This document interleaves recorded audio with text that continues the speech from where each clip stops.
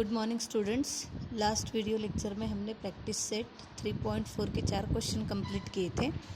आज हम बचे हुए क्वेश्चंस पढ़ने वाले हैं। उसका 5th क्वेश्चन देखो, prove that any rectangle is cyclic quadrilateral. मराठीमध्ये काय म्हणतात त्याला, म्हणजे कुठला पण आयात हा चक्रीय चौकोन असतो असं आपल्याला प्रूफ करायचं आहे। मग आपल्याला चक्रीय चौकोनाच्या क्वालिटीज माहिती आहे, प्रॉपर्टीज़ माहिती है। चक्रीय चौकोन म्हणजे काय, साइक्लिक क्वाड्रिलेटरल यानी क्या होता है, जिसमें अपोजिट एंगल सप्लीमेंट्री होते हैं। तो अगर हम रेक्टेंगल के अपोजिट एंगल सप्लीमेंट्री बता देते हैं तो हम बोल सकते हैं any rectangle is cyclic quadrilateral. तो पहले देखो रेक्टेंगल के प्रॉपर्टीज़ हम देखेंगे। रेक्टेंगल के प्रॉपर्टीज़ है कि अपोजिट साइड्स इक्वल होते हैं और सारे एंगल्स 90 के होते हैं। सभी एंगल 90 के हैं तो हम क्या करेंगे, अपोजिट एंगल्स की सम कर देंगे तो 90 + 90 180 मिल जाएगा। और अगर अपोजिट एंगल की सम 180 मिलती है तो वो साइक्लिक क्वाड्रिलेटरल हो जाता है। तो इतना आसान है ये। तो देखो उसके स्टेप्स लिखोगे कैसे। देखो इस तरीके से हम बनाएंगे ABCD रेक्टेंगल। लिखते वक्त लिखेंगे हम ABCD is a rectangle. ABCD हा आयात आहे। To prove ABCD is cyclic, तुम्ही लिहायचं ABCD हा चक्रीय चौकोन आहे। मग प्रूफमध्ये काय लिहिणार, इन ABCD सगळे अँगल्स कितीचे आहे, 90 डिग्रीचे आहे। मग त्यापैकी आपण अपोजिट कन्सिडर केले, A आणि C, B आणि D, त्यांची ॲडिशन केली। प्रत्येकी 90चं होतं, त्याच्यामुळे 90 + 90 180, 90 + 90 180। इक्वेशन 1 आणि 2 दिलं। फिर इक्वेशन 1 और 2 में हमें देखो क्या पता चल रहा है कि अपोजिट एंगल की एडिशन करने के बाद 180 मिलता है। और जब ऐसे होता है तो वो जो फिगर होती है वो साइक्लिक क्वाड्रिलेटरल की बन जाती है। तो देखो opposite angles of rectangle are supplementary and therefore the given rectangle is not given. आप लिखोगे देयरफॉर एनी रेक्टेंगल इज, ऐसा ज़रूरी है कि यही दिया है इसलिए नहीं। तो यहाँ पे आप क्या करोगे, therefore any rectangle is cyclic. अभी हम पढ़ेंगे नेक्स्ट क्वेश्चन। अभी देखो नेक्स्ट क्वेश्चन में दिया है altitudes YZ and XZ of triangle WXY। अब ये फिगर है WXY, इसमें ये जो YZ है और ये जो XT है वो अल्टीट्यूड है, लंब उंची आहे, ठीक आहे। आणि त्या इंटरसेक्ट कुठल्या पॉईंटमध्ये करतात, एकमेकांना P या बिंदूमध्ये छेदतात। मग आपल्याला सांगायचं आहे WZPT इज सायक्लिक, म्हणजे चक्रीय चौकोन आहे हे सांगायचं आहे, WZPT। मग चक्रीय चौकोन सांगण्याकरता आपण काय करणार आहोत, अपोजिट एंगल्सची सम 180 दाखवणार आहोत आणि ते फर्स्ट प्रूव्ह होऊन जाईल। मग नेक्स्ट बघा, XZTY are concyclic. XZTY are concyclic. अब ये कॉनसाइक्लिक बताने के लिए देखो हम क्या प्रूफ करेंगे। देखो इस तरीके से हम सॉल्व करेंगे। इन क्वाड्रिलेटरल WZPT अपोजिट एंगल्स हमने कंसिडर किए हैं WZP + WTP। फिगर देखो आप लोग, WZP यानी ये Z एंगल प्लस WTP यानी ये T एंगल ऊपर का। अब यहाँ पे इस साइड से वो 90 है यानी ये पूरा 90 है। तो क्या होगा, अब 90 क्यों है, क्योंकि वो अल्टीट्यूड्स है। ये YZ और XT ये क्या है, अल्टीट्यूड्स है, इसलिए ये 90 डिग्री के है। तो ये वाले एंगल की और ये वाले एंगल की हम एडिशन करेंगे तो 90 + 90 180 मिलेगा। तो देखो WZP + WTP = 90 + 90। उसका रीज़न क्या लिखा हमने, YZ and XT are altitudes, लंब उंची आहेत। फिर दोनों के एडिशन, ये 90 + 90 180 हो गया। इसको इक्वेशन नंबर 1 दे दिए। अब ये तो अपोजिट के एडिशन 180 हो गई, लेकिन दूसरे दोनों जो अपोजिट है उनकी भी एडिशन 180 चाहिए। तो हम क्या करेंगे, इस क्वाड्रिलेटरल के चारों एंगल की सम 360 होती है, हमें पता है। तो हमने चारों एंगल लिख दिए = 360। देखो बीच में आया है ZTWP, यानी पूरे नाम आ गए।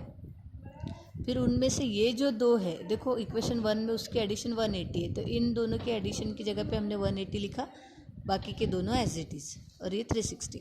फिर ये दोनों ऐसे ही लिख के 360 से 180 माइनस कर दी। तो देखो दोनों की भी एडिशन 180 आ गई। तो तो 1 और 2 से हमें पता चला कि जो जितने भी अपोजिट एंगल्स है इस क्वाड्रिलेटरल में वो एडिशन देते हैं 180 की, यानी सप्लीमेंट्री है।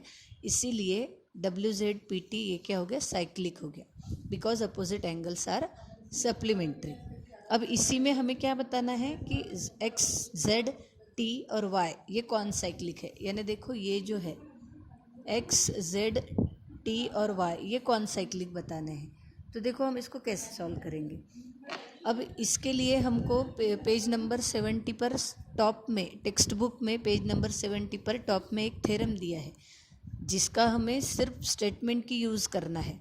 तो देखो उसी स्टेटमेंट का यूज़ करके हमने ये किया है कि XY subtends equal angles at 2 distinct points Z and T। देखो ये जो XY है ये बेस सेम है, ये दोनों ट्रायंगल अगर आप देखते हो तो इन दोनों ट्रायंगल का बेस सेम है। तो इसीलिए XY subtends equal angle at the 2 distinct point Z और T, ये 90 का ये भी 90 है, तो ये XY दो अलग अलग पॉइंट पे सेम एंगल बना रही है। तो XZP इज इक्वल हो जाएगा XTY।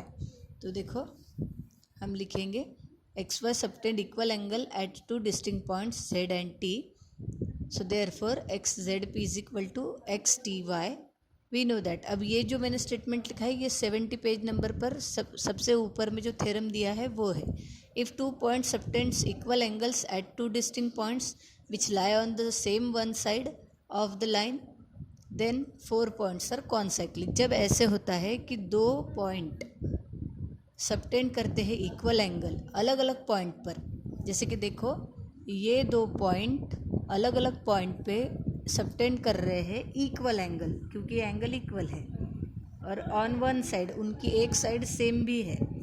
तो ऐसा अगर हुआ तो ये 4 पॉइंट क्या रहते हैं, कॉन्साइक्लिक। तो यहाँ पे हमने लिख दिया फिर देयरफॉर लास्ट लाइन लिखोगे point XZTY are concyclic.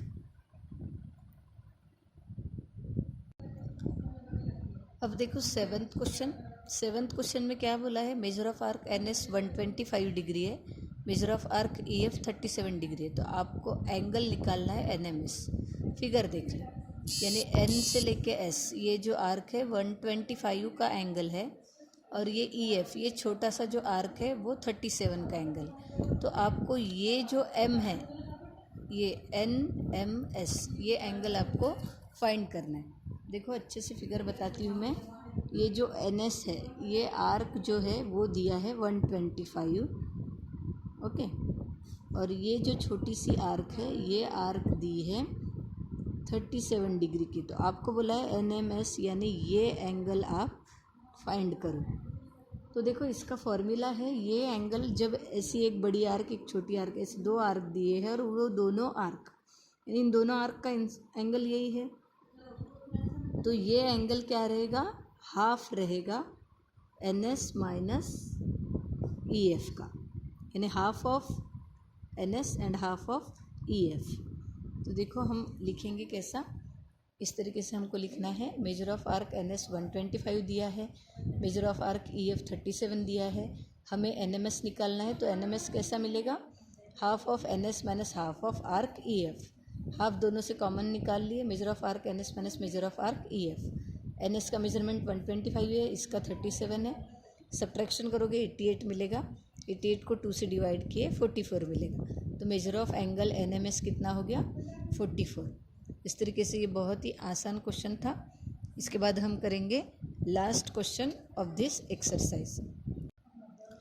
Question number 8 में क्या दिया है, कॉर्ड AC और DE इंटरसेक्ट करते हैं B पॉइंट पे। देखो ये AC और ये DE ये दो कॉर्ड आहे, दोन जीवा आहेत, त्या B बिंदूमध्ये एकमेकांना छेदतात, इंटरसेक्ट करतात। त्यांनी ABE एंगल ABE हा वरचा जो एंगल आहे तो दिलेला आहे 108 आणि मेजर ऑफ आर्क AE 95 दिलेला आहे, म्हणजे AE दिलेला आहे 95। मग आपल्याला काढायचं आहे DC। देखो फिगर अच्छे से करते हैं हम।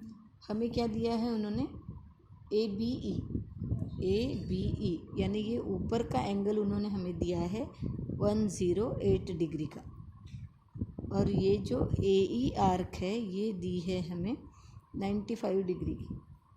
हमें डी सी फाइंड करना है। तो यहाँ पे हम क्या करेंगे, कुछ कंस्ट्रक्शन करेंगे, ज्वाइन करेंगे ए डी। अब ए डी ज्वाइन क्यों करेंगे, देखो हमें डी सी निकालना है। Measure of arc D C कैसे निकालेंगे हम, ये जो एंगल है डी ए सी, इस इंस्क्राइब्ड एंगल के, ये इंस्क्राइब्ड एंगल आधा रहेगा डी सी का। तो अगर हम ये इंस्क्राइब्ड एंगल फाइंड कर लेते हैं तो उसका डबल कर देंगे तो हमें डी सी मिल जाएगा। तो देखो हम क्या करने वाले हैं, हम लिखेंगे किस तरीके से, देखो for D C and D E intersect at B, ये 108 का दिया है, ये 95 का दिया है, हमें measure of arc D C निकालना है। तो हमने कंस्ट्रक्शन किया जॉइन ए डी, फिर measure of angle A D E, ये क्या रहेगा, half of measure of arc A E. देखो हमारे पास ए ई आर्क दी है तो उसका हम यूज़ करेंगे, उसका यूज़ करेंगे किस लिए, ए डी ई एंगल मिल जाएगा, ये वाला एंगल मिल जाएगा हमें। अब वो उसका यूज़ क्या है, एक्सटीरियर एंगल है हमारे पास इस ट्रायंगल का, तो दो इंटीरियर के एडिशन से हमें ये एंगल मिल जाएगा और ये एंगल मिलेगा तो हम आर्क फाइंड कर सकते हैं। तो देखो major of angle A D E is half of measure of arc A E bye inscribed angle theorem. इसका मेजर दिया है 95/2 मिला 47.5। फिर हमने ट्रायंगल कंसिडर किया ए बी डी ट्रायंगल में ये जो ए बी ई है वो एक्सटीरियर एंगल है। देखो फिगर में ये जो ए बी डी ट्रायंगल हमने कंसिडर किया, इस ट्रायंगल का ये A B E angle exterior angle हो गया। तो exterior angle is the sum of opposite interior angle. तो देखो वही किया है हमने, A B is equal to interior angle के एडिशन, इसका मेजर इतना दिया है। अब यहाँ पे बी ए डी है, देखो फिगर में बी ए डी, बी से ना चालू करते हुए मैंने सी से किया है, सी ए डी। अब क्यों सी से किया है, क्योंकि डी सी आर्क चाहिए तो सी पूरा आना चाहिए उसमें, इसलिए हमने लिख दिया सी ए डी प्लस। अब यहाँ पे ए डी बी को भी हमने ए डी ई कर दिया। देखो ए डी बी की जगह पे हमने उसको एक्सटेंड कर दिया ई तक, क्योंकि हमारे पास मेजर है उसका 47.5। सो देखो हमने इसकी वैल्यू लिख दी, फिर ये 180 से ये माइनस हो जाएगा, शिफ्ट हो जाएगा, तो हमें सी ए डी एंगल मिलेगा 60.5 का। तो हमें सी ए डी एंगल मिल गया। फिगर देखो सी ए डी यानी ये एंगल हमें मिला 60.5 का। तो इंस्क्राइब्ड एंगल से ये जो आर्क रहेगी, देखो ये जो सी ए डी एंगल रहेगा वो आधा रहेगा इस आर्क के, तो हम लिखेंगे उसको। तो देखो हमने लिखा ये वो एंगल आधा है इस आर्क के, तो एंगल का लेंथ हम मेजर हमें पता है 60.5, तो वो लिख दिया is equal to half of, फिर ये 2 इधर शिफ्ट हो जाएगा, तो measure of arc D C is equal to 60.5 into T, multiplication पे आएगा 121। सो इस तरीके से हमने measure of arc D C निकाला जो कि हमें मिला 121। इस तरीके से यहाँ पे हमारी पूरी एक्सरसाइज कंप्लीट होती है। आपको सभी क्वेश्चन आंसर्स अपने कॉपी में अच्छे से लिख लेना है।